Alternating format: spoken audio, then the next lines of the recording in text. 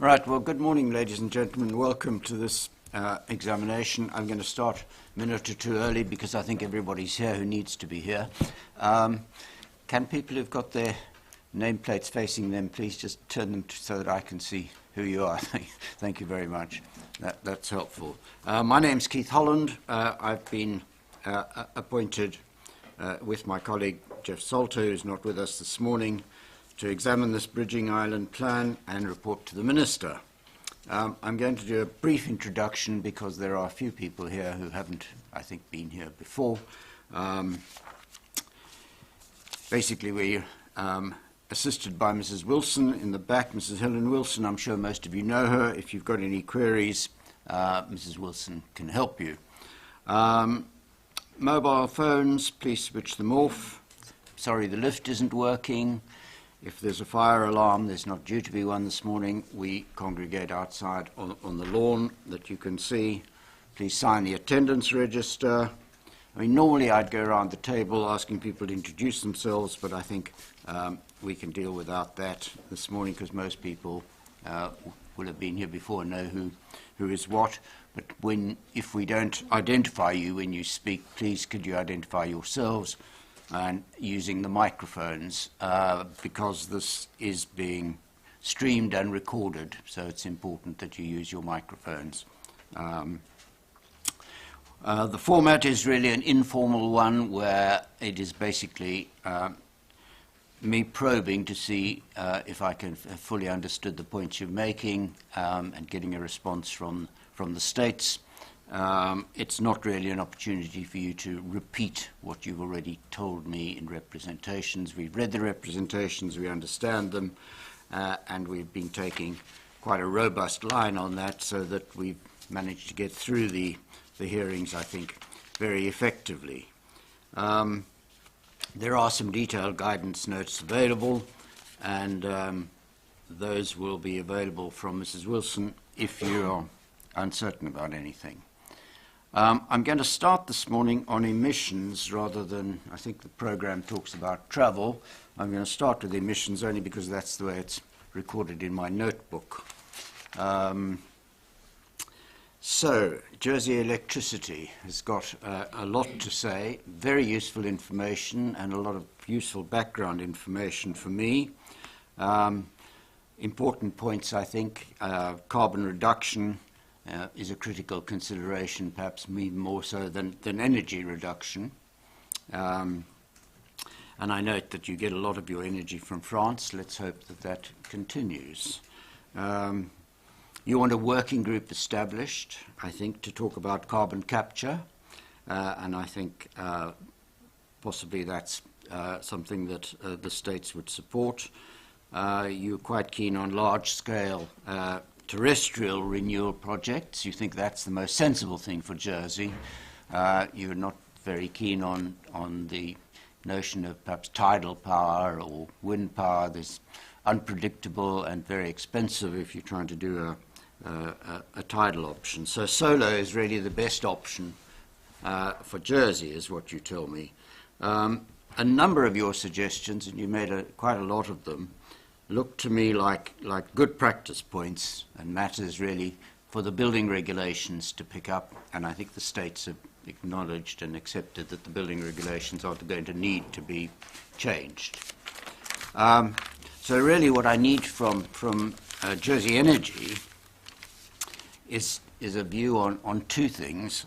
One is whether there's anything in the plan that would prevent you from putting into practice the points, the good practice points that you've talked about. And are there any critical points that you think should be added to the plan? You know, I'm thinking in terms of you do talk about the building regulations and secondary low voltage wiring and that sort of thing. Is there anything in the plan? So is there anything in the plan that you're worried about that will prevent you doing things? And is there anything that you think should be added to the plan? So initially, if you can address those 2 points. Thank you, Mr. Caddo.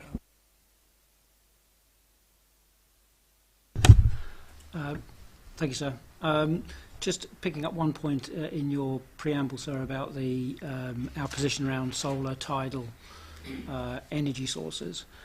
Clearly, we're doing a lot of work in that space, and solar is proving to be the most cost-effective in terms of economics at the moment. But we are working with partners in government to look at large-scale offshore, and that is an area of development we can see coming forward in the coming years. So that's something that we want to work on. Obviously, with developments of those natures, they are long-term. They need clarity around policy. And we need to work with government to understand how policy will be interpreted in order to get sufficient investment and to take projects forward. We have a contract for supply of energy that runs till 2027, so we need to start that journey now if we're going to see large-scale offshore wind as a viable energy mix as part of our overall energy supply.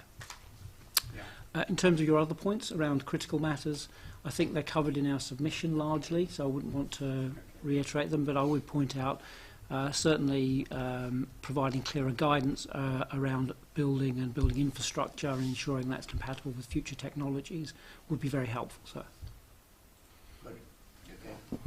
Thank you very much. Mrs. Day or Mr. Pilley, do you want to come back on anything? Thank you. Only just to say that we've obviously recognised the need for a long-term plan for Jersey's energy requirements. We've committed to do that through the bridging plan and also in the recently published carbon neutral roadmap preferred strategy. So that is certainly something we can agree that we need to do. With regard to larger scale onshore renewable energy, so solar, in particular, we've recognised it in the plan. We've created a far greater deal of flexibility to accommodate such installations on the island, and I think the policy quite clearly sets out why we would look to support that. With regard to offshore renewable energy, again, the plan provides an enabling policy framework to explore Jersey's options with regard to largest utility scale offshore installations, and that is, I guess, type neutral, that it could be wind, it could be solar, it could be tidal. That's something that we would deal with as and when a proposal came to the fore. Thank you. Thank you, Mr. Day. Can I just, when we're talking about the offshore, a point was raised by the architects about the policy, I think it's ME7, I think, time limited. You've got a phrase at the end of the policy which says it's time limited, which bothered the architects. I'm assuming when you say time limited, you accept that things like offshore wind, if it's time limited, it's got to be a long time. Yes, that's right. So the intent of the time limit is to make sure that we don't end up with lots of redundant infrastructure in our waters. So if something is exploratory, that would be for a defined period of time. Of course, that may be successful or it may not be successful. So the time limit would simply enable us to require the restoration of the land, the seabed, as may be required. Of course, time limiting conditions are able to be reviewed and extended, so it shouldn't be considered to be a limiting factor at all. Okay. Still staying with the energy, with Jersey Energy, you do say in your submission that you think that the 20% reduction target for energy rate, you describe it, I think, as a tall order. And I wasn't entirely sure from your representation why it's such a tall order. Others, you see, think it should be applied to all developments, and I think the requirement is 5 homes or more. Yes, I'm not sure that we refer to it as a tall order. What we're trying to refer to is the use of an emissions target as opposed to an energy target, if emissions is our objective.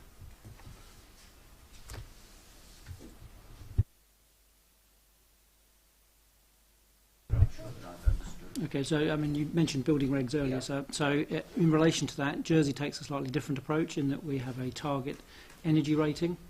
Other jurisdictions take a view that it's a target emissions rating. If we are minded that emissions are our focus, i.e. carbon reduction, then it should, in our opinion, should be a target emissions rate as opposed to a target energy rate, which is irrelevant to not necessarily driving the right behaviours in the market.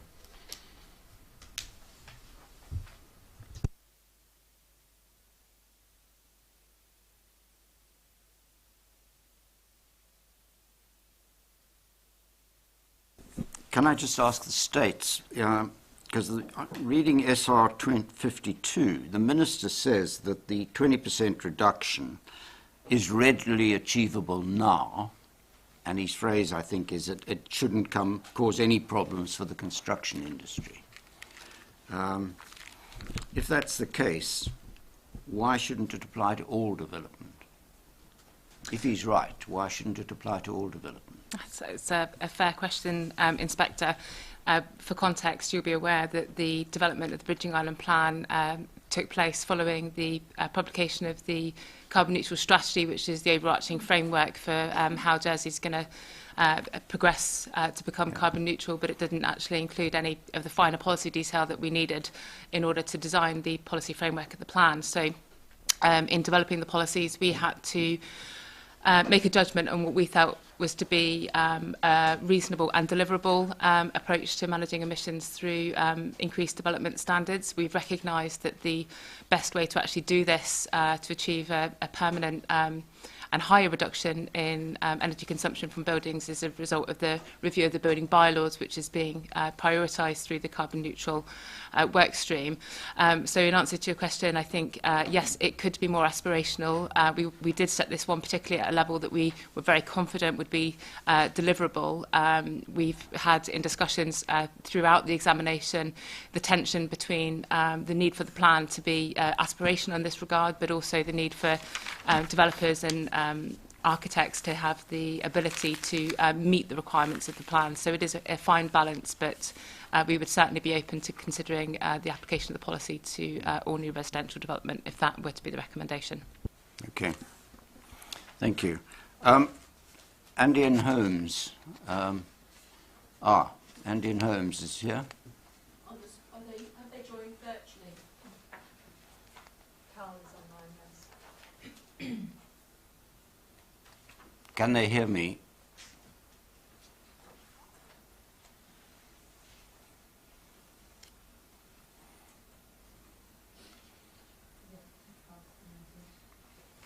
Good morning, Carl. Morning. Can you hear me? No.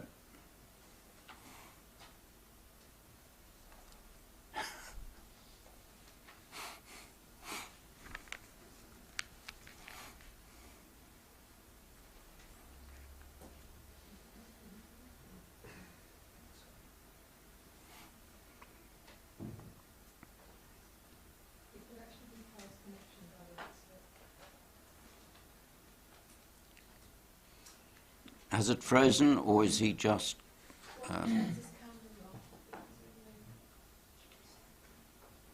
well...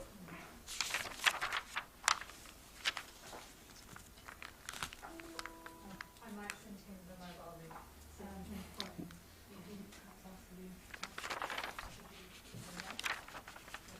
Okay, we'll move on and I'll come back to him if we can sort that out. Okay? I was going to ask him about their views about the passive house standards that they are worried about because they're doing some pilot work and I think they can do something different or something better. But can I ask the states? I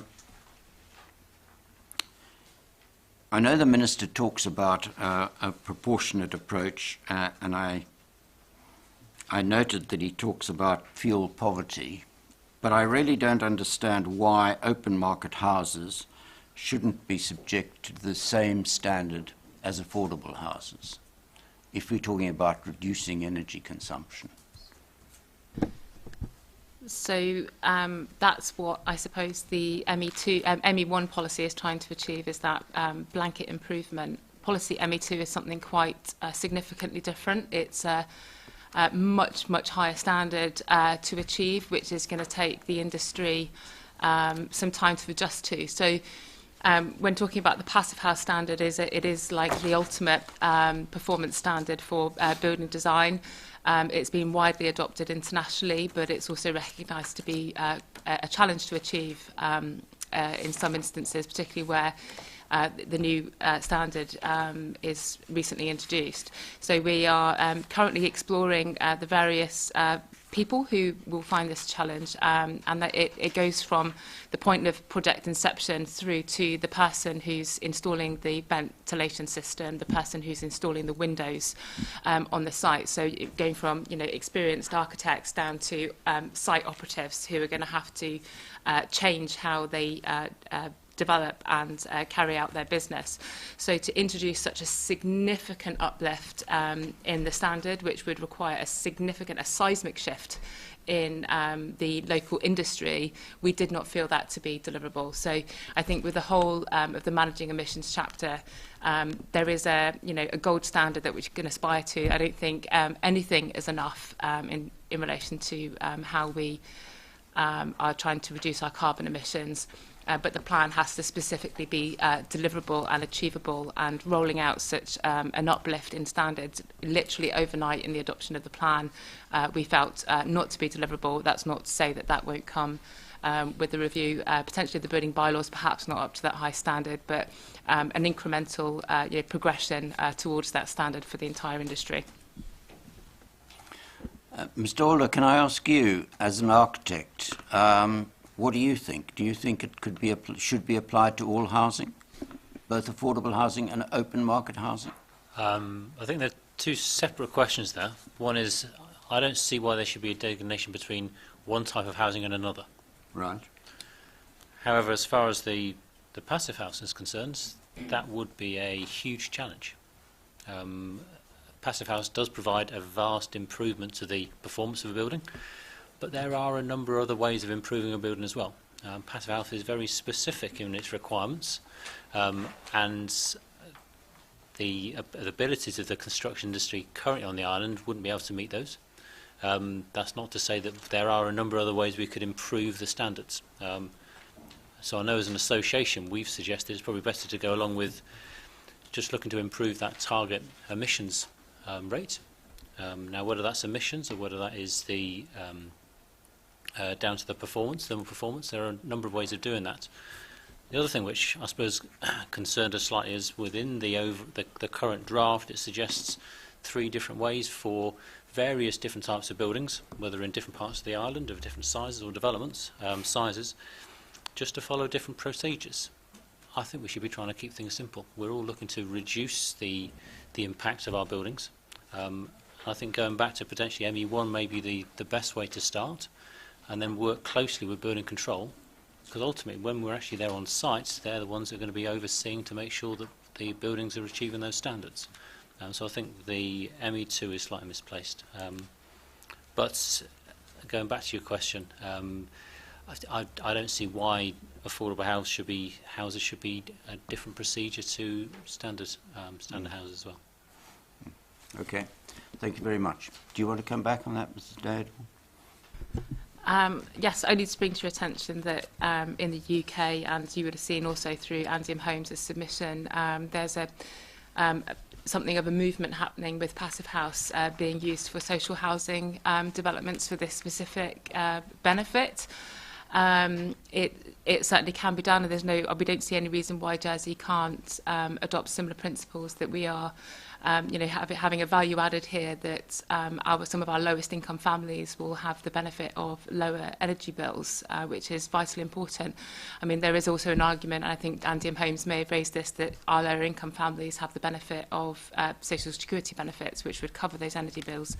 Well, then that then comes full circle as a benefit to government, which can invest that funds into other carbon initiatives, for example. So we would absolutely stand by our position that we've expressed in the plan, that we feel that this is a targeted approach to increasing standards, that we appreciate that there may be some views that isn't fair, but it means that we are focusing our efforts on the people who will benefit from the increased standards the most first. Thanks. Right, I see. Do we have Mr. McVitie with us? Mr. McVitie? I'm hoping you can hear me now. We can certainly hear you now. Can you hear us? I can indeed. Good, excellent. We were just talking about passive house standards, and I think you're doing some pilot projects, and you're worried about the introduction of the passive house standards at this stage. You want a green and energy efficiency group set up.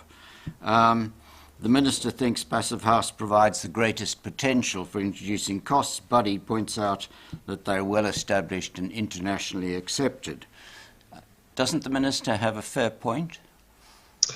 I think, as is pointed out, I think in our submission, we're not, Banning Homes is not arguing against necessarily passive house, but we do think that, and in fact we have some projects, 2 pilot projects which we were planning to run anyway in order to test the feasibility and workability of passive house. And I was listening to a gentleman there from the Architectural Commission who can't identify with his back to me, but and I think he was making some very germane points in terms of can the local industry actually cope with the introduction of a new standard of which it's not familiar, of which we don't have established supply chain experience. We don't have the expertise on island necessarily in order to be able to certify these things. And so what we were arguing, and in our additional submission that we made following the main consultation, what we were arguing for is that actually there's some work to do in order to determine that passive house is the right way to go, or indeed whether there is another energy efficiency standard. And I'm listening to the conversation about emissions-based or energy-based targets. But there may be other more appropriate standards which could be introduced in Jersey that wouldn't necessarily create the risks that we're concerned about in disrupting the supply chain. And to take the point about applying the passive house standard just to affordable housing, our real concern there is that in a very busy construction market where contractors and developers have a degree of choice about which projects they decide to take on, is there a risk that the added risks and potential costs of working to passive house standards, which are unfamiliar, which the workforce won't be familiar with, again, which might come with supply chain premiums, is that actual contractors and developers will back away from those projects because they have other alternative work which can keep them gainfully employed. And our big concern is that as a result of that, we might actually see a reduction in the delivery of affordable housing at a time when actually we need to increase housing completions from what has been an average of 450 homes over the last 10 years to around 750. It seems the wrong time to be making, and to use the term that was used, keeping it simple, it seems the wrong time to be overcomplicating something which might already be a challenge in a jurisdiction like Jersey. To pick up on the point on ME1 with its increased energy consumption target applied to everybody just seems to us to be for the period of this interim bridging island plan in any case a more appropriate way to go. By the time that the bridging island plan has run its course, certainly we will have conducted and finished our passive house projects. And what we were proposing in our submission was, if you formed a green energy forum or a development forum, whatever you want to call it, to look at these energy efficiency standards, Andean Homes is completely willing to share the outcome of its feasibilities in terms of passive house as a way of informing the discussion, in the hope that then when the next island plan, a full 10-year island plan, is brought forward, that actually we can have a much more reasonable dialogue based on some local evidence about whether passive house is the right way to go, or indeed whether another standard is of greater benefit. Can I just push you a little on this, because it seems to me that there's a lot of experience around the world about passive house. It's not something that's just suddenly appeared very recently. And I'm struggling a little to understand why Jersey thinks it's so different that it really needs a lot of time to think about this and develop something different. Okay, and actually we've taken, as I say, we were already proposing to start looking at passive house ourselves before this appeared as a potential policy in the bridging plan. And actually we've done some work, and I think in our additional submission that we let you have some weeks ago, we have run a workshop locally for representatives from the local industry, where we brought over some colleagues from Exeter City Council, and Exeter have really grasped the passive house initiative and are pushing forward with it with at some pace in terms of starting to develop some volume housing to that standard. I think what we learned, and we did summarise this in our additional submission for you, so I won't cover it all, is that it takes time to develop, even in an area like Exeter, where perhaps you might argue they've got a much wider ability to engage with construction partners over a much wider area, and perhaps some of the supply chain issues aren't quite the challenge that they can be here. But even they found building up their passive house experience and credentials took some time, and I think 14 years for Exeter, where they've now gotten to a point where in their initial experience of passive house, because of the changes in materials and contractor issues and the whole balance of risk, they were experiencing a 20% increase in cost between passive house and traditional building regulation standards. Now they have, over a period of I think 14 years, now been able to get that to a point where they are plus or minus, depending on the scheme, about 5% of their sort of more traditional building regulation standards. But it has taken time, and it's meant taking construction partners and supply chain partners on a journey in order to get there.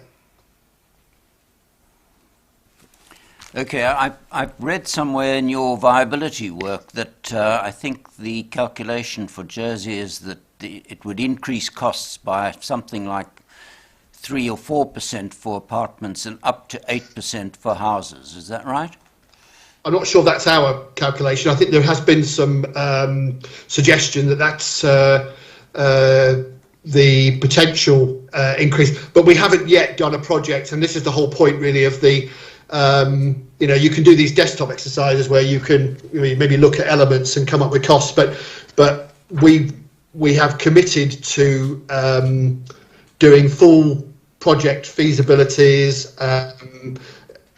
of 2 passive house projects. One will be of houses and another one of apartments, both new build, where we will actually be able to compare like for like in a real live scenario to assess the benefits that passive house would be delivering over other standards and the potential cost premiums.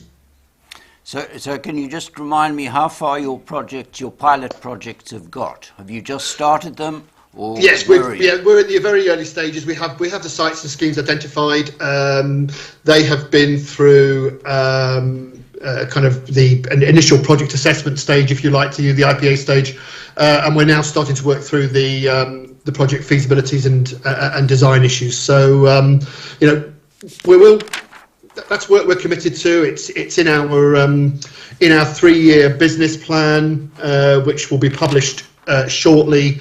So we fully expect that we will obviously take those projects stage by stage, and if we hit a point where it clearly demonstrates that continuing down a passive house route is just not viable, then our board will consider those, and again, the open view from Andy and Holmes is we're willing to share that information with government, with policymakers, so that actually we can we can, if passive house is the right way to go, we can see it rolled out across all developments. Just isolating one sector of the development, of the residential development industry, just seems to us to be the wrong thing to do at this stage, and I say could have the effect of slowing down affordable housing development. Okay, thank you very much. Very useful. Mr. Day, do you want to come back? Thank you. I think a starting point to make is that if Jersey's serious about becoming net zero, it needs to take serious measures to achieve that. We recognise that it's going to be a challenge. It's going to be a challenge for everybody. We've spoken about this a number of times, again, over the EIP.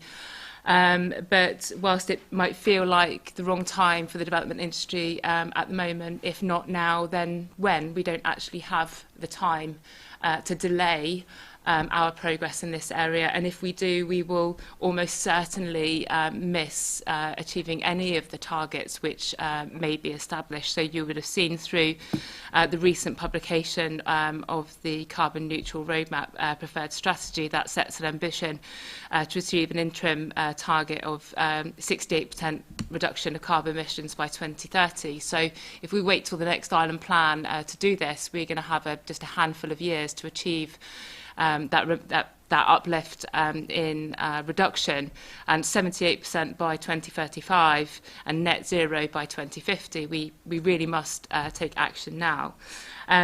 Picking up on the point about viability and deliverability, if you read the wording of the policy, is actually incredibly loosely framed as opposed to how it may have been drafted. Dare I say, there's holes all over it if those holes need to be explored, and that we've designed that specifically in response to Andy and Home's concerns. So we spoke to them early about the introduction of this policy, and we even afforded them the opportunity to offer us an alternative for which they couldn't do at the time. But we were very open to considering alternatives, and we had explored alternatives ourselves. So you'll see in the drafting of the policy that we take into account development viability, we take into account the actual deliverability, and we're not also requiring final passive house certification. There will be a degree of certification that's required, but we appreciate that the on-island skill set isn't yet sufficiently mature to expect full certification. In our work that we're doing at the moment to consider how we might be appropriately flexible to meet the technical challenges of the standards, just giving you a case example that we already understand that achieving the air tightness is going to be particularly challenging because of our local industry and their skill set. So it may well be appropriate that we have an incremental progression into the passive house air tightness standard. So the air tightness, because we won't require the full certified testing, the air testing can be undertaken by anybody who's qualified to air test. It's just about making sure that it meets a standard, and we can tighten up that standard progressively as the skill sets on island increase. And we would be certainly responsive to the learning, particularly, we very much welcome the fact that Andy have taken the initiative to undertake pilot schemes. That's a hugely sensible thing to do, and we really look forward to hearing from Andy and their experiences and learning from this. But I think the final point I want to make is to emphasise that we have worked to make this policy flexible, perhaps more flexible than it should be, because it means that there will be an ability to wiggle out of the standard if that's necessary. But that's just recognising that this is a challenge, and we don't want to make it an undeliverable aspiration. We want to work with the industry to make it happen. Okay, thank you very much. I don't often sit at hearings and hear local authorities saying our policy is full of holes. Right. Anybody else want to make any point about this? Yeah, Mr. Alder, did you want to make a point? I think I was just following up what was talked about there. The aim to try and reduce emissions and to improve the energy efficiency of buildings, I think everyone's keen to try and achieve. I know we're focused on new development, and I suppose that's where the island plan is going to be looking at. But then you've also got all of the existing buildings as well, which is the majority of the buildings that are going to be in place when we're aiming to become carbon neutral. There are far higher issues we need to be dealing with. So this is just a small proportion. Yeah. Passive house, I believe, is a great standard. My concern is just partly the certification. That particular establishment, that arrangement to achieve what you need to get certified is very difficult. That's not to say that buildings couldn't achieve the standard or equivalent standard, reducing the amount of heat leaving the building or improving the air tightness of a building.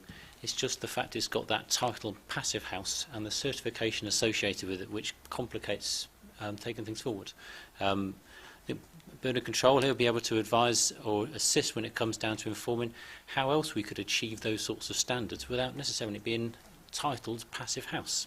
And that would then give us the flexibility to achieve what we're hoping to reduce the energy and the emissions coming from buildings. It's just then how do we prove that's the case? Is this an issue for part of the planning stage of developments? How much should it be brought into the building control stage to prove that what's being built is up to those standards? And it's just trying to get that level just right so as we move forward, it's a robust and efficient way of doing it. Okay, thank you. Mr. Nicholson. Mr. Alders said most of what I wanted to say, sir, but I would echo clarity and simplicity in the approach is often very beneficial. I see ME1 as a little bit of a kind of workaround at the moment because it takes the building bylaws requirement, the target energy rate, the minimum requirements, and then it asks for a 20% reduction. In the supporting text elsewhere, there is a narrative about the building bylaw standards being altered as well. We seem to be progressing various initiatives, 20% reductions, passive house, building bylaws changes, and I would put out a plea for everything to be pushed forward at the same time, because we seem to be applying various different standards to effectively the same process through various different parts of government on the same table here today. There'd be no need for ME1 if the bylaws themselves were revised. So taking up your point that you want clarity and simplicity, wouldn't it be clearer and simpler if you had passive house standard full stop instead of this, well, let's look at it in Jersey and see if we can come up with something different or something better? I'm not sure that's actually what's on the table because passive house standards and the air testing, etc., in my limited knowledge, are different to the bylaws requirements. So it's not just planning policies that need to be revised, it's the whole approach of government to buildings, fabric, energy and emissions. Okay, thank you very much. I'm going to move on. Mrs. Taylor, the National Trust talk about ME5 and you want to restrict the policy to high-quality agricultural land to protect carbon sequestration opportunities. Can you just expand a little on how you see that working? Are you saying that at this stage the plan should actually identify sites where this would be appropriate and reserve these sites for this sort of use, or what are you actually saying? So, you've caught me rather on the hop with this one. I think it's more of a general aspiration and querying why high-value agricultural land has been excluded. I don't have any more detail than that, I'm afraid. So Okay. with my limited local knowledge. Right, okay. No, that's understandable. You do say that you think that ME6 and ME7 are too permissive. You want additional qualifications. Can I just ask the states for a view on that? We feel that we've provided an appropriate enabling policy framework, but the plan is read as a whole, so any land use tensions or environmental tensions which may arise in the consideration of such schemes would be taken into account through the provisions of the plan. So you think there are other policies which would meet the challenge that the National Trust are putting out, that you really are being too generous with these policies. I don't agree that we're being too generous. Okay, all right. I think perhaps the other point to raise, sir, is they would be subject to environmental impact assessments as a matter of course.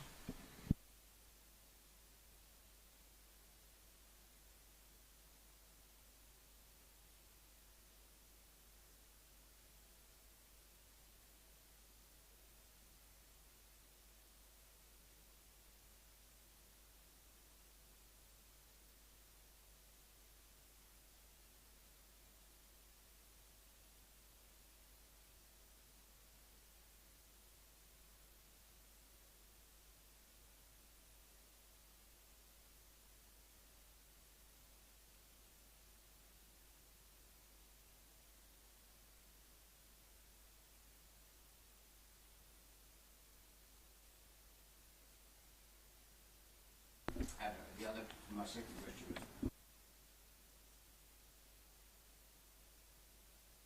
costs are raised. There is flexibility in terms of the cost that's paid for land. Now, I usually get the answer to this question, oh well, nobody will sell land if we offer them less for it. But eventually people will have to become realistic about what their land is worth if costs are really increased. There's a whole range of different things to be considered when it comes down to the values of properties, projects, the land. I mean, if we're improving the quality of the building and the potential running costs of the building, that affects the lifetime costings of the building as well. If the property is being developed for then sale, there is a certain variation as to where the value comes within that building for the lifetime of the property. I think when it comes down to the level or the quality of the building we achieve, whether it's passive house or whether it's something which is of a lower standard, it's just trying to balance the additional cost in the construction of that building compared to what the subsequent running costs and life cycle costings of that property is going to be as well. So I suppose we had in mind there the affordable housing side of things, but also when it comes down to the open markets as well. And it was just, I think we're mindful as an association as well that this is it's a significant issue, certainly, but then it's also the issue when it comes to retrofitting and improving existing buildings. Now that's slightly different to the passive house that we're talking about here, but to encourage people on the island, owners of buildings on the island, to improve their existing buildings, it's that incentive to be able to improve them, which is something which hasn't been considered, potentially understandably, as part of the Bridging Island plan, but it's just another thing which needs to be considered as part of the overall thinking by the states of Jersey. Now, I follow the point that it's really important that existing buildings are improved as well, and I can see the point about grants and subsidies, but I struggled a little with the grants and subsidies for new build, particularly when I read that in house prices on the island have outstripped construction costs by a considerable amount in the recent past. So it seems to me that the development industry has been enjoying a spring and possibly a summer as well. That's looking at the situation from one side. We've seen that it's been a very, very difficult time for a long time in the development industry. That said, moving forward, it's also when it's, I suppose, just going back to you referring to the passive house, and it's just then where the grants may come in. Should there be a way of just telling people they need to be brought to a certain standard? And it's just then, is there any support to help people bring the standard of building from a reasonable standard up to a far better quality?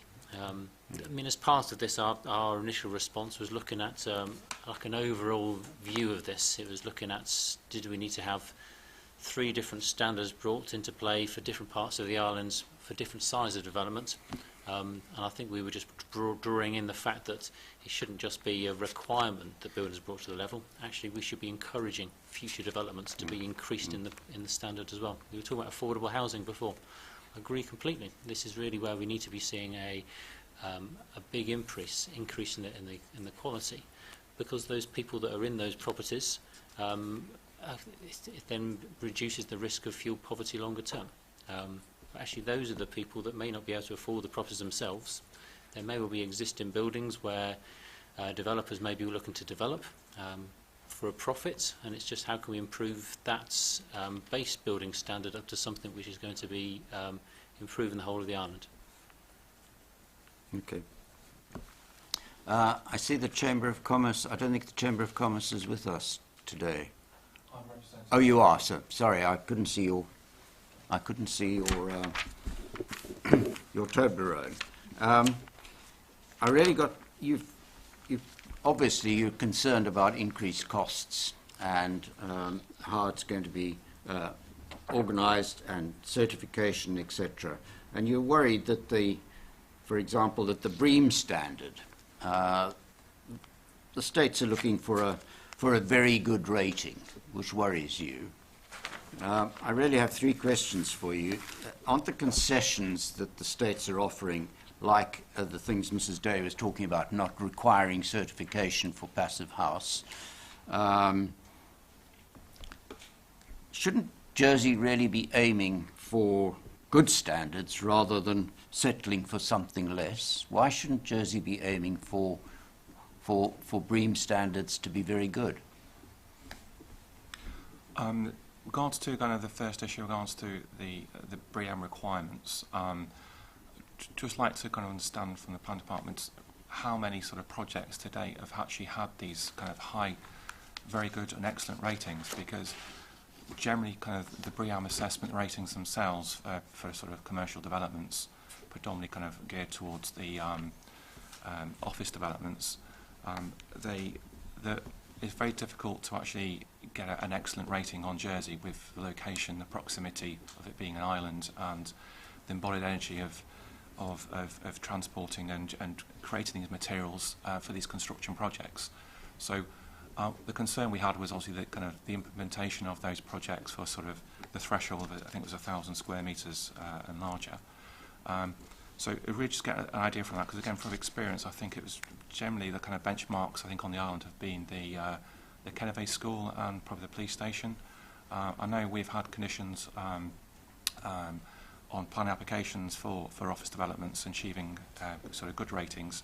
So really it's just trying to ascertain the benchmark, because all this work, appreciate we talk about the kind of assessments of this that we've done potentially post-planning, and the conditions will come with the requirement to achieve a standard. So probably the question I'd probably answering back is what sort of threshold and standards are we looking at, because it does affect kind of the long-term sort of the running costs of a project, and what we don't want to see is just developers kind of looking at the kind of easy sort of tick boxes for getting better BREEAM ratings, which are sort of less sustainable issues.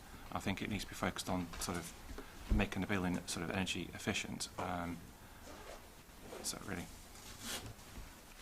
Okay. Does anybody want to come back on this, Mrs. Day? So I'd like to come back on both the BREEAM and the passive house, if that's okay. So to answer the question on the BREEAM, do we have any local examples of the higher standard? So we've had Kennevay School and the police station, so public developments which have come forward to the standard, and we also have some commercial development along our Esplanade and Finance Quarter, which have been achieving very good and excellent ratings. Outstanding rating in Jersey's we accept is quite difficult to achieve because of the level of importation that's required, but I understand not impossible, which is why we've set the minimum baseline is very good, and if we get some outstanding schemes, then fantastic. I think from our discussions in considering the introduction of this policy is that we are actually pushing on an open door with these larger scale commercial developments, that their occupants need to have their own sustainability ratings. So particularly for the finance industry, they won't entertain looking at a building that doesn't have this environmental accreditation. So we actually thought this was an incredibly straightforward, I said, pushing on an open door policy that we would just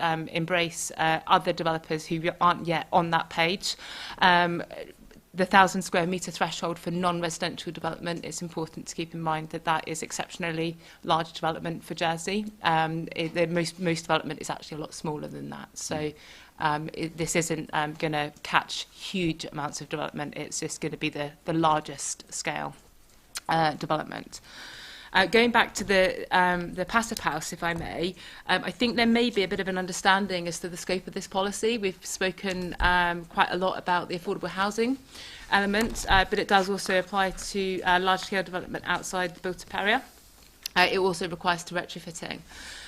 So the justification for that is in the plan, that it's a different reason for as opposed to the affordable housing. This is more about offsetting an assumed additional carbon impact from living in less sustainable locations where there's an increased need to travel. So again, it's just about a targeted reason to introduce the first of the higher standards through the bridging plan. Something really important to note, which I noticed hasn't come out through the EIP yet, is we've spoken a lot about a revision to policy H8 in the housing chapter, which should be the subdivision of existing dwellings in the countryside to create new dwellings. That would trigger this policy. So for the people around the table, you'll know that a subdivision of a building to create a new dwelling could be as simple as closing up a door, sealing a door, building one wall, opening a new door. You wouldn't have significant bylaw requirements to increase the thermal efficiency of the building at all. This policy significantly uplifts that requirement. So if you had a subdivision in the countryside, it would force you to retrofit the entire building to the passive house standard. Now that is very significant. That's a much higher standard than is being applied even to the affordable homes requirement. So in the interest of transparency, I thought it's important to raise that through the EIP discussion, because that is going to be a challenge for people who wish to subdivide their homes, and we expect it's going to act as a degree of a deterrent. In respect of the other things, the carbon neutral roadmap preferred strategy sets out response to the Citizens' Assembly recommendations, which are very comprehensive in their nature, and we have agreed that we'd be working towards the retrofitting of existing government buildings to net zero by 2030. Financial incentives to support property owners to improve their buildings, energy performance certificates for all new rental dwellings so people can make an informed choice about the properties they're occupying. And we often hear about these poorly insulated older rental accommodation where people who aren't in the social housing sector experience fuel poverty. Well, it will be a lot more transparent through the introduction of energy performance certificates where those properties are, and can help us to learn more about our existing housing stock and where to focus investment in the future to improve performance. So I think it would be certainly wrong to say that the Island Plan is a one-document crusade to achieve carbon neutral. The carbon neutral roadmap, which will be probably debated around the same time as the bridging plan, is going to set the tone and direction, which will be followed by a series of policy packages of their own right and financial packages to support the transition. Okay, thank you. That's helpful. Unless anybody's got anything else on emissions, I'm going to move on to transport and travel. Good. Okay. Can I go to the States first, please, on travel? You've got a sustainable transport policy with two parts to it, as I understand it, a framework, and then you've got a strong start delivery plan. Looking at the strong start, have you got what you aimed for? I was reading that you wanted a pilot school shuttle bus service, and I think you wanted public realm improvements at Midvale Road and cycle routes to the school at Lachinivay. Have those happened? Yes, Mr. Hayward, thank you. I think I can answer that one. In terms of the Strong Start delivery plan, the plan was actually put together before the COVID-19 pandemic, so some of the programmes within there have possibly been hindered by the pandemic, but by and large a lot of the schemes have been delivered. I can provide a follow-up to that, if you like, in terms of the status of each of the existing schemes, but they've been basically in train this year following a short delay after the pandemic. Midvale Road, with specific example there, is due on site, I believe, in January, February next year. Okay, all right. No, I think it's not critical that I have the precise dates. That's okay. And what about the plans that sit under the framework? Your active travel plan and your parking plan and bus service plan, have those all been delayed because of the pandemic as well? Because a lot of the representations talk about improving the bus service and changing parking arrangements, etc. Yes, again, they were delayed due to the pandemic, although I believe they're still on course to be published by the end of the year, I think is the current commitment with regards to the first phase of those plans. Okay. Deputy Gardner, you were, this is the disability inclusion clause again, and I think SR 42, the Minister is happy to meet your amendment. Are you content? Yes, thank you. I'm Good. grateful for the Minister, but if I can comment after on the active travel. Yep, please do. I agree that we had COVID, but as a St Helier deputy, as a St Helier, even with the draft, we would like to see active travel framework, at least in the draft form, to be able to contribute and to be able to take it a bit further than just the promise on the paper that we had for the last 2 years.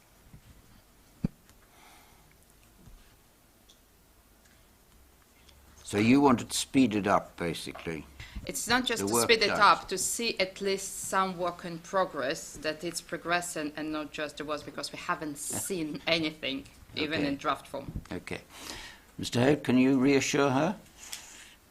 I believe when it's published, it's going to be out for consultation anyway, so the time for comments will be at that particular juncture. Are you looking to be involved before it's published, Deputy Gardner, or are you... Okay, as a St Helier deputy, and we have another St Helier deputy representing here, this is the reason that Deputy Drought was invited, and as a member of the Environment Housing and Infrastructure Scrutiny Panel, we would encourage to have an engagement to be able to deliver maybe something more rounded and inclusive before it's already the decision was made and published. Yeah, okay. And I see, Mr. Hayward, you've actually suggested several things that you want changed as far as wording is concerned, and I have a copy in front of me. Can I ask Mr. Pillay or Mrs. Day, are you happy to include these changes? Have you reviewed them? What do you think about them? We've reviewed those comments, and I think we've sought to address them as far as we can. I think a lot of the comments are covered by the substance of the plan as it stands in its draft form, or indeed by the Minister's proposed changes to the plan, as is highlighted in his various statement responses that relate to travel and transport. Yeah, I looked at SR 61, but it didn't seem to me to really pick up the points that were being made by Mr. Hayward. Specifically, which points were you concerned about, sir? Well, I mean, if we go through even things like retitle the policy, the suggestion of retitling the policy, that the first suggestion, or insert the word speed limit framework after the word safety audit policy. I'm not sure that those have been picked up. Yeah, I think we would argue so that the first point about changing the title of the policy, it's a relative term in terms of whether it's safe or safer. So it's a moot point. The point is noted, but I think it's a relative term. In terms of the points made relating to various technical guidance, things like the road speed framework and the technical guidance about standards, I think our view is that would be covered by the policy provision where we talk about the road safety audit assessment. The assessment of development proposals relative to the road safety audit policy. So they would be covered by that generic phrase, and in fact in the preamble to the policy, sir, we make reference to the technical guidance. Okay, so I can assume that if your response in the SR documents doesn't agree with the suggestions that have been made by Mr. Hayward, that you're content with the policy wording as it stands. That's right, sir. Okay, all right. The architects, can I come to you, Mr. Older, again? You're broadly supportive of the transport part of the plan, but you do think that it overlooks active travel modes like electric bikes, and you see this as a strategic flaw in the plan. Can you just expand on that a bit? And I think it's more as an association of architects. We tend to focus on the buildings and then everything else which then comes to support them. And so that we're there just reviewing the wider opportunities in Ireland to try and improve this the best we can. Obviously looking to improve transport, and it's just then what's the best way of being able to achieve the future transport provision that we could be expecting. So with that, the requirement potentially for electric vehicles, charging points, etc., etc., and it's just then how far do we push and encourage the installation of these then to support everything else which has been achieved as part of the plan, and also the carbon neutral roadmap. And so it's just an encouragement that is all packaged together and inclusive. Again, it's just government working together to form a holistic plan, really. And you think this can be done as part of the carbon neutral approach, etc.? I mean, I think that's, as we talked about before, it's a crucial big part of work which is going to be taken forward, and it's just how that then works with the Ireland plan, which are almost running forward together, and it's just making sure they all overlap to get to where we need to get to. Yeah. And you do say that you're unhappy if the things that were in the previous document, perhaps like a park and ride, not here anymore. Do you have a view about that? Are you promoting the idea of park and ride, and if so, where and how? I think part of this may well be hindsight as well. You look back to various initiatives that were on the island previously which were removed, and it's just seeing what maybe opportunities to learn from the past. I mean, there have been park and rides on the island, and actually we don't see why that couldn't be taken forward. If there was a similar format, let's say in the countryside, which would overall reduce the numbers of miles of transport, whether it's car or larger vehicles, and that in turn will just work towards a more sustainable transport provision.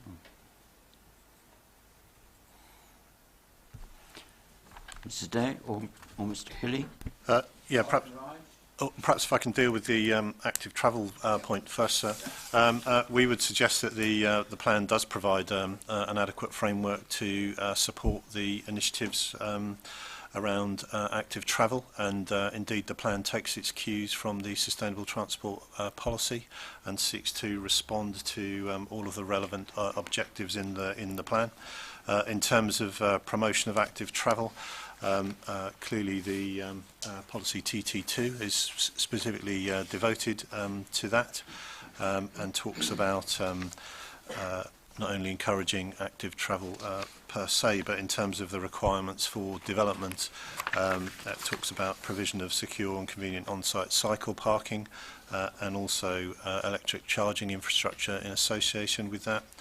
And likewise, in terms of policy TT4, dealing with off-street parking, we talk about adopted parking standards, and proposal 29 of the plan talks about those standards setting out requirements for electric vehicle charging infrastructure. So we think the plan provides a robust framework that helps the delivery of the sustainable transport policy objectives. In terms of park and rides, we haven't made any explicit provision for that in the plan, and indeed if there is going to be an initiative coming forward related to park and ride, we would expect that to be delivered as part of or to come out of the parking plan, which is one of the rapid plans. And I assume I assume that if it does come out of the parking plan, then that would be something for the next plan that you prepared, the longer term plan. If there were site-specific proposals emerging from that, sir, then we would seek to deal with that. We have tried to keep the plan as flexible as possible, appreciating that there is work in train that's emergent and wasn't available to us at the time of drafting the plan. So, for example, if there's work coming out of the active travel network, for example, sir, we've sought to try and retain flexibility in the plan, and we would seek to publish any proposals through supplementary planning guidance, and try and use that as a mechanism to ensure that where appropriate, development makes contributions to that through planning obligation agreements if relevant. So it might be that if there is a park and ride proposal, that may be able to be treated in the same manner. It's probably worth noting, whilst there's anecdotal evidence about park and ride in Jersey, obviously journey lengths are relatively short in Jersey, and whether it's attractive for people to shift mode in making those short journeys is a moot point. But as I say, the parking plan may seek to explore that in more depth. Yes, I've seen representation saying you'll never get Jersey people out of their motor cars. Yeah. Mrs. Gardner, Deputy Gardner, you wanted to say something. Just very quick question to Mr. Pillay. Oh, you said if the proposal will come forward for the park and ride, the government would look into this. From where the proposal should come forward? Just as I said, sir, one of the components of the sustainable transport policy is a number of active rapid plans that are being undertaken. One of those rapid plans is specifically focused on parking, and so the parking plan No, I meant will park look to do. and ride proposals. Well, what I'm saying is, if the parking plan, if the parking rapid plan comes forward with recommendations for park and ride proposals, then that's where that would emerge, and the plan would seek to respond to that. So you would look, the proposals comes from the government to the government, that you would respond to the government? Well, I think what we're talking about here is clearly we're talking about a development plan, a planning policy framework, which is produced under the Environment Minister's portfolio. The Sustainable Transport Policy is being progressed under the Infrastructure Minister's portfolio. There may be implications for other parts of government that emerge from that work that's undertaken, and it would be then incumbent for other parts of government to look at what emerges from that and to respond appropriately to it as it affects their area. Hope that clarifies. Mr. Nicholson. So I want to echo that comment from the Deputy, and the team here know exactly what I'm going to say now. I mentioned earlier the reference to bylaws and energy and passive house. We've heard a lot of commentary in the last few minutes about frameworks, policy initiatives and strategies. These documents do nothing alone. They require implementation. They require delivery in practice. We've had discussion about sustainable travel, active travel. We've had strong start documents published. We are still working to parking guidance, which is 33 years old. It specifies minimum standards and is being applied to live planning applications today. We've heard about another task which is being defaulted to SPG to be delivered at some indeterminate future point, which is actually required to get any of these policies delivered in practice.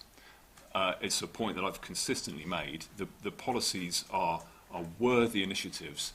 There is a gap which it's been glaring for a decade on this issue. It is routinely raised by inspectors, and it is all within the grasp of government to resolve. Thank you. So there's nothing I can do about it.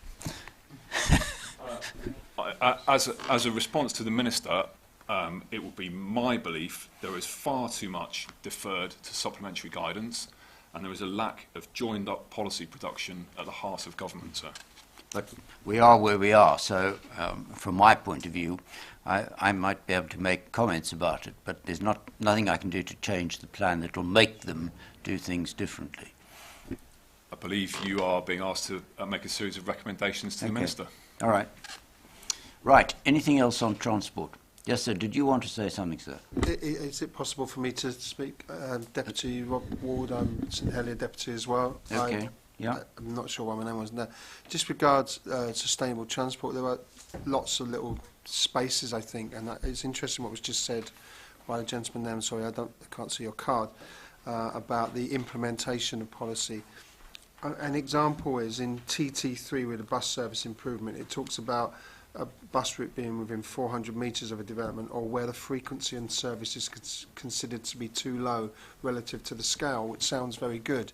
But what I'd like to know, and there are lots of little examples of this that I would suggest that are looked at, is who's making the decision about the appropriateness or not of the frequency of those bus routes, because it seems to be that that's given over to a private bus company who hold a contract, and government has no say in that. And if that's the case, these are, I'm sorry I have to say this, they are just words, and it's not going to actually develop any improvement when in terms of accessibility of bus services or sustainable transport services. So I wonder whether there's any comment that can be made about definitions of these types of things, and indeed a definition of sustainability itself, because the word is there a lot, but the definition seems to be a movable feast, which he pays your money, he takes your choice, which it was worrying when we were talking about the passive house stuff earlier, where it could be avoided if it for some reason doesn't make sense, or it's not viable. So it's just those definitions, particularly around those sorts of things. Well, I guess the sort of points you're raising will be an active consideration for things like the bus service development plan, presumably, that would deal with the sort of points you're making. Presumably, I think, is the key word, and I think what we need to do is know specifically as to whether that will be the case and who is making those decisions and what government's role in that decision making is. I think it's a very important point underlying these changes. Okay. It can probably be noted, Mr. Billy. I was just going to make the comments. Clearly, what we're talking about here is a land use development plan which tries to deliver some of the objectives related to sustainable transport through the regulation of development activity. And what we're trying to do is put in a policy framework that can help deliver those objectives where development can assist in that way.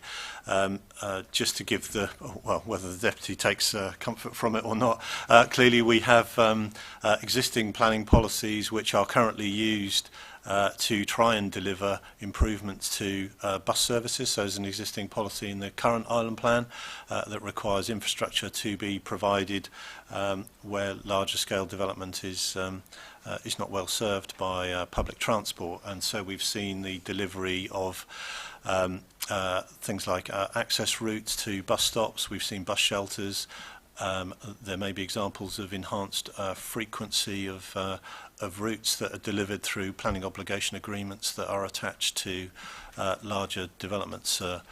Likewise, contributions to things like cycle route infrastructure is also delivered through that mechanism, and we would see the policy regime as set out in the draft plan to be delivered by a similar mechanism. So I don't know if my colleague from IHE wants to add anything to that. Clearly there would be consultees as part of any planning applications that have got highway implications. Okay. Yeah, just if I could reassure the Deputy that this is exactly the sort of thing that's going to be picked up in the bus service development plan.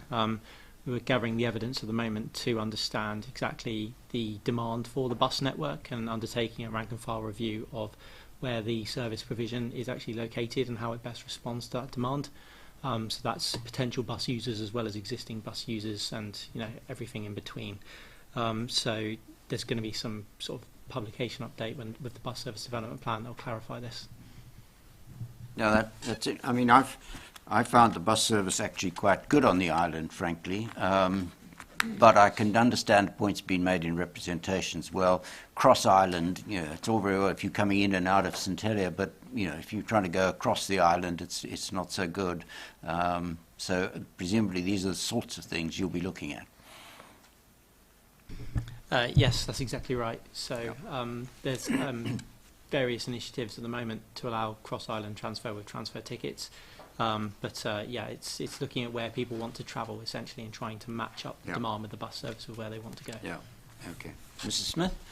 Sorry, it's a follow-on point, but I think it might have been just about answered, so I suppose it's just a reassurance. I'm trying to understand the overlap between what's being dealt with in the development plan and what's going to fall under the IHE side of things that you're talking about that's going to follow in the future.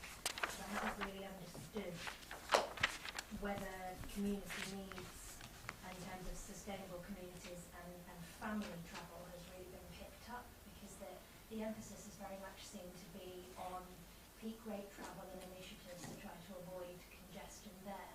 But our clients have been talking to us about trying to understand family travel across Ireland, so the trips that are outside of peak rate, going to visit grandma in the nursing home, going to the local shops. Do you feel you've got enough evidence base for that under the development plan that we're discussing now, or is that more going to be picked up under the IHE side of things? Mr. Hope? So just in terms of those transport issues, I mean, providing, you know, the ability for families to travel will be largely, again, picked up with the bus service development plan. It's about matching the demand with the need in terms of where we want to travel, so understanding how islanders travel is quite important for that. But the sort of crux of targeting a lot of our sort of efforts around commuters and peak time traffic, school runs, etc., is to do with the state of the network. The network is at capacity or over capacity during those peak times, and outside of those sort of peaks in the interpeak period, it's generally a lot easier to travel around in the more freer flowing traffic conditions. So it's about trying to manage demand in terms of how the network can handle it at any given time. Yeah, okay. All right. Anything else on transport or travel? Good. Okay. We move on to utilities, which should be fairly quickly dealt with. Mr. Bowden, welcome. I see you're working with the states on a water resource management strategy, but you seem to be worried about several things, and I just want to see if they will be dealt with in this management strategy, or whether you want some specific changes made to the plan at this stage. So that's really what I'm asking you about. Your concerns seem to be that the sort of integrated approach, which I think was promoted by the Arab work that was done and the infrastructure capacity study as well, you sort of feel, I think, that you've lost out as water to minerals and waste. And I was just wondering, and you've got other things you're worried about, whether you're going to have an office to sit in at Westmount and your office building, etc. I'm just wondering what changes, if any, you want made at this stage to the island development plan. Yeah, well, I think it's fair to say that we're undergoing a lot of change at the moment, but the Water Resources and Drought Management Plan really says everything that we wanted to say about the current situation and the challenges that we face as an island. We felt that a water strategy for Jersey was a gap in the strategic policies that we have as an island, so that was the key need. As for developing it, we intend to develop it with the support of the government and other stakeholders to protect and conserve and enhance our water environment over the course of the bridging plan period. So there are a number of partners who we will need to deal with in order to get that water strategy for Jersey enshrined into the everyday thinking of the government and the people of Jersey. Thank you. So you're not asking me to make any specific recommendations about changes in the plan itself? No, we understand the utilities caveat. I think I can't recall exactly what what policy number it is, but there is the provisions within the plan which allow us as providers of infrastructure. Okay. Thank you, Mr. Byrne. That's helpful. I assume, Mrs. Day, do you want to come back on anything? Yes, so we've obviously been in discussions with Jersey Water as part of the preparation of the draft plan, and we fully understand the challenges that Jersey Water face, both as a company but also relative to the water requirements for the island. So that's where the proposed development of the strategy has come from. But we also recognise there are potentially some immediate challenges that may need to be addressed, and that's why policy UI2 seeks to provide that support to any work that Jersey Water may need to do in the short term to address immediate challenges, and there's specific reference to their potential works that might emerge in the preamble to that policy. Yeah. Okay. All right. Thank you. I don't have anything else on utilities. Does anybody else have anything? Right, but before we close, can I just say to the States, thank you for the document that you sent on the housing statistics. I only had one question for you about it. I see in the document you talk about recent approvals, and you quote, I think, the Stafford and Revere Hotels and Mayford and the Limes, something like 434 units.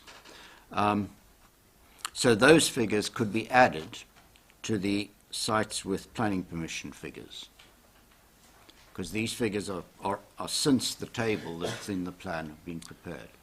Yes, so they're recent They're consent. additions to the plan. Yeah. But of course, we want to avoid double counting, so the fact that these have come forward as permissions means that the supply of land for windfalls is slightly reduced. Correct, sir. That's good. Okay, as long as that's understood. Right.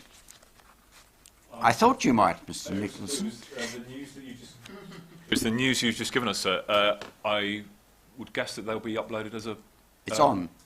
Brilliant. Thank you very much. It's already uploaded, and if you want to make comments, if you're going to make any comments on it, we would appreciate them by the end of next week. By the end of next week, if you've got any comments, but they have been uploaded. Yeah. Good. In that event, thank you very much for this morning's session. We will be starting again at 2 o'clock, and we will actually start with the hospital policy. Thank you very much.